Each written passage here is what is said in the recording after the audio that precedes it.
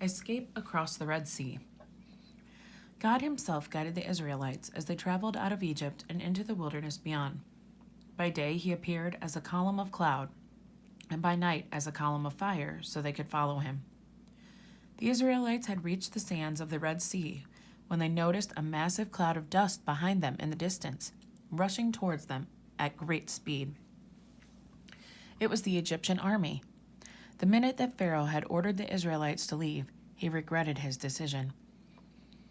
In a whirlwind of hatred, he called for his best armor and ordered 600 of his finest charioteers to make ready to chase after his former slaves.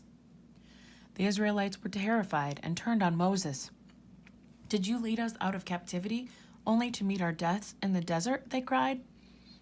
"Don't be afraid," Moses told the Israelites. "The Lord will protect you. Wait and see." And God spoke to Moses, telling him what to do.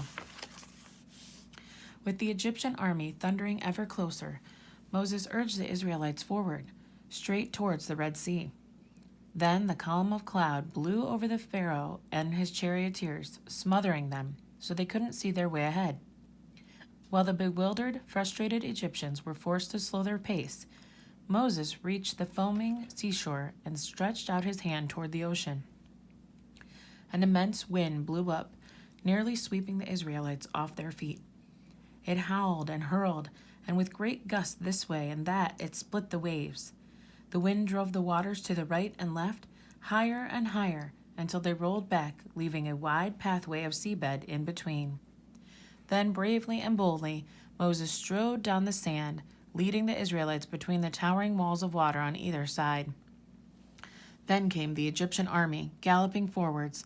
How petrified they were when they saw the waters of the Red Sea divided in front of them. Yet they plunged into the passage as the last of the Israelites reached the sandy shore on the other side. As Pharaoh and his charioteers sped ever closer to the Israelites, Moses stretched out his hand once more.